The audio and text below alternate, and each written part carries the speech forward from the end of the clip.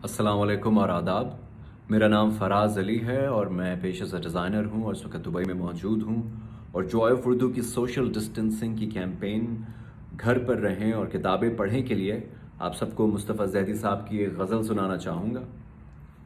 کیونکہ ہماری شعری روایت میں باتیں جو ہیں وہ اشارتاً کہی جاتی ہیں، ڈائریکٹلی نہیں کہی جاتی. تو میں آپ سب سے گزارش کروں گا کہ اس غزل میں جو اشارے ہیں ان پر غور کیجیے.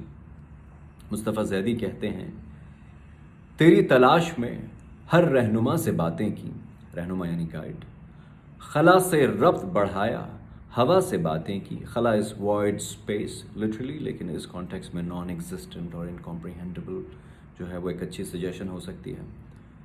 کبھی ستاروں نے بھیجا ہمیں کوئی پیغام، تو مدتوں میں کسی آشنا سے باتیں کی. مدت ریفرز ٹو ڈیوریشن اور لینتھ آف ٹائم. اور یہاں پہ اس کے جو امپلائڈ معنی ہیں کہ کافی عرصے بعد، ایک عرصے دراز بعد کسی آشنا، یعنی آشنا مینز نون اور ایکوینٹنس. اور اسپیسیفکلی یہاں پہ اس کے جو امپلائڈ معنی ہیں is referring to people around ہم. ہماری خیر مناؤ کہ آج خود اس نے بڑے خلوص بڑی التجا سے باتیں کی. اور اس کا جو اگلا شعر ہے اس کے اندر آپ جو ایک طنز ہے اس کا بل دیکھیے. گنہگار تو رمز حریم تک پہنچے. رمز یعنی سیکرٹ، حریم از اے سیکرٹ پلیس اور sometimes refer to the walls of کعبہ.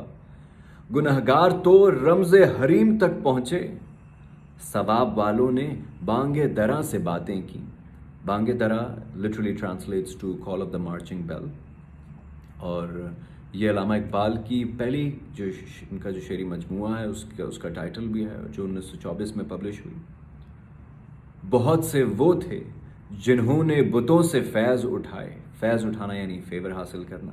بہت سے وہ تھے جنہوں نے بتوں سے فیض اٹھائے، بہت سے وہ تھے جنہوں نے خدا سے باتیں کی.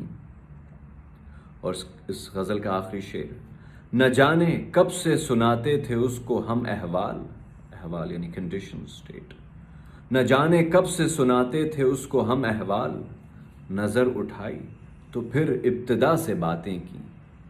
نظر اٹھائی تو پھر ابتدا سے باتیں کی. تو جب نظر اٹھی تو دیکھتے ہی محو حیرت رہ گئے اور بھول گئے کہ کیا بات ہو رہی تھی. اس لیے بات ابتدا دوبارہ سے شروع کرنی پڑی.